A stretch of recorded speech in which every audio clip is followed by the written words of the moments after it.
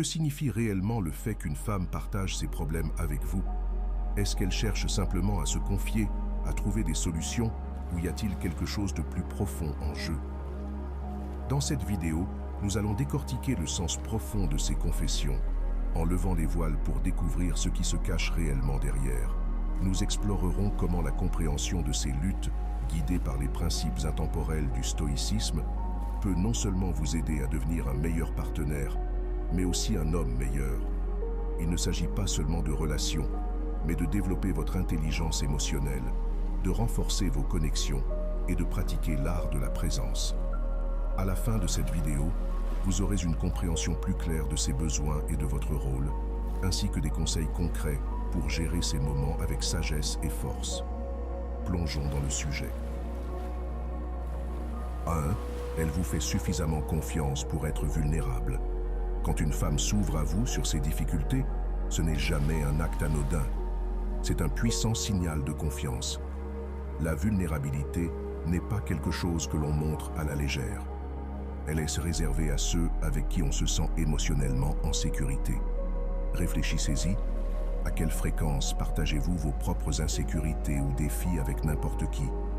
Cela demande du courage et une profonde conviction que la personne en face de vous ne s'en servira pas contre vous ou ne minimisera pas vos émotions. Lorsqu'elle choisit de partager ses pensées les plus intimes avec vous, elle vous dit en substance « Je te fais confiance avec cette partie de moi que je ne montre pas au reste du monde. » Votre rôle n'est pas de sauter immédiatement pour résoudre ses problèmes, de rejeter ses émotions ou de vous laisser submerger par elles. Votre rôle est d'être une présence calme et stable sur laquelle elle peut s'appuyer, un rocher au milieu de la tempête. Imaginez la scène. Elle a passé une journée difficile.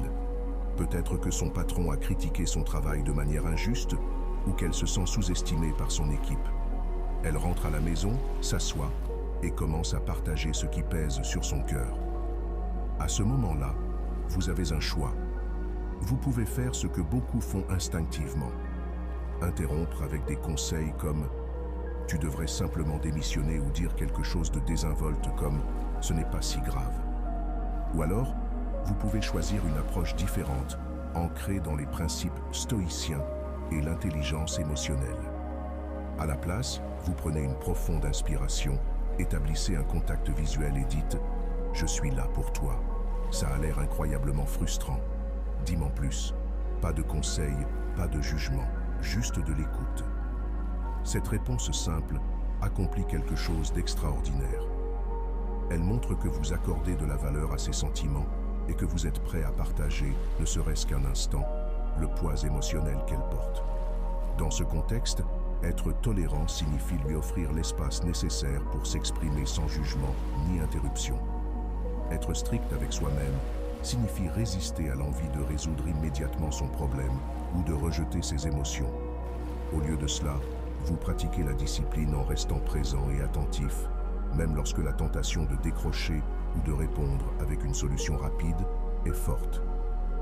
Ces moments de vulnérabilité sont des cadeaux, des opportunités d'approfondir la confiance et la connexion entre vous. Ce ne sont pas de simples séances de défoulement, ce sont des invitations à vous élever et à être le partenaire dont elle a besoin. Soin. 2. Elle met à l'épreuve la profondeur de votre caractère. Parfois, lorsqu'une femme partage ses luttes, elle teste votre capacité à gérer la pression émotionnelle. Êtes-vous capable de supporter cette pression? Pouvez-vous naviguer dans la complexité? Pouvez-vous rester stable face aux tempêtes de la vie? Ces moments ne sont pas de simples conversations, ce sont des fenêtres sur votre caractère. Elles ne recherchent pas la perfection, mais la présence. Et la façon dont vous répondez en dit long sur qui vous êtes et sur le fait que vous soyez ou non quelqu'un sur qui elle peut réellement compter. Les stoïciens comprenaient l'importance profonde du calme face aux défis. Sénèque disait « Le meilleur remède contre la colère est le délai ». Que signifie cela pour vous? Lorsque qu'elle aborde un sujet sensible, surtout chargé en émotions, il est naturel de ressentir l'envie de réagir instantanément.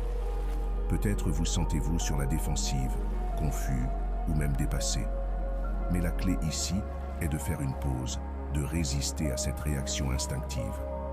Cette pause est l'endroit où réside la force, là où vous lui montrez que vous ne réagissez pas simplement, mais que vous écoutez et traitez véritablement.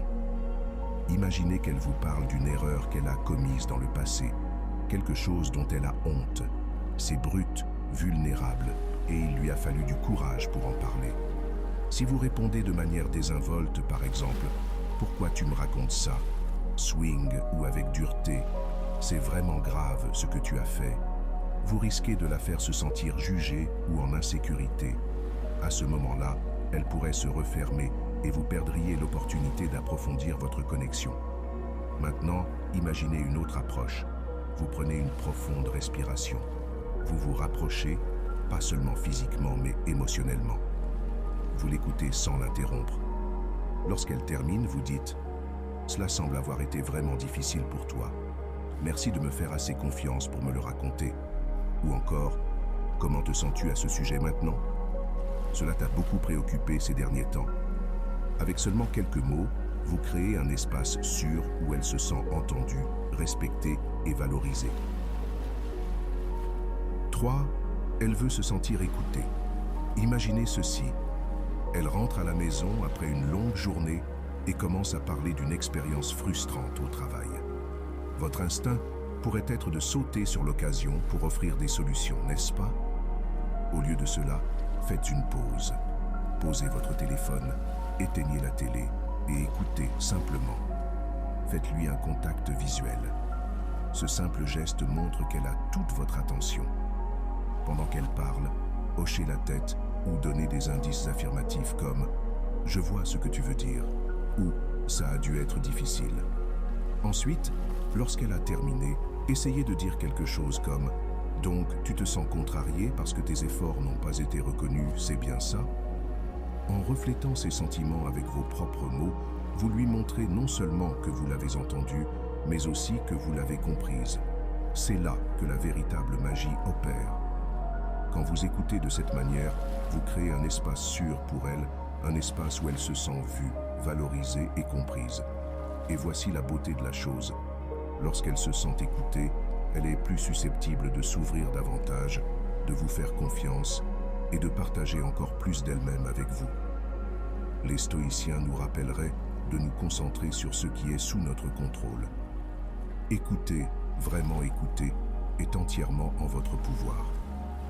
Vous ne pouvez pas contrôler ses sentiments ni résoudre tous les problèmes qu'elle rencontre, mais vous pouvez contrôler à quel point vous êtes présent lorsqu'elle a besoin de vous. Alors, la prochaine fois qu'elle commence à partager quelque chose, résistez à l'envie de faire plusieurs choses à la fois ou de vous précipiter vers une solution. Prenez une profonde inspiration, ancrez-vous dans le moment et soyez là pour elle. Parce qu'être écouté n'est pas qu'un simple geste gentil, c'est une manière de lui montrer qu'elle compte réellement pour vous. 4. Elle vous montre indirectement ce qui compte pour elle. Avez-vous déjà remarqué à quel point elle révèle des choses sur elle-même dans les petites conversations quotidiennes?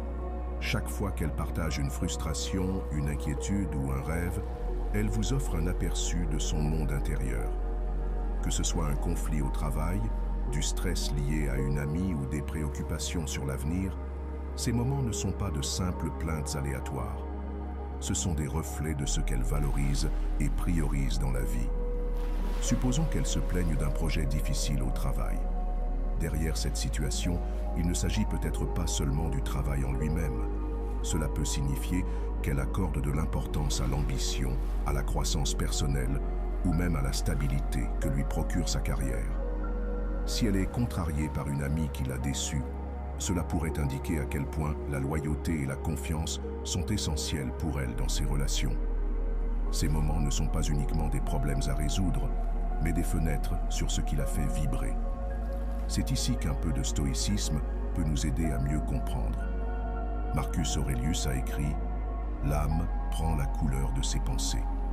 Ses préoccupations et ses joies sont comme des coups de pinceau peignant une image de ce qui compte le plus pour elle. » Votre rôle n'est pas de juger ou de minimiser ses préoccupations, mais d'observer et d'apprendre.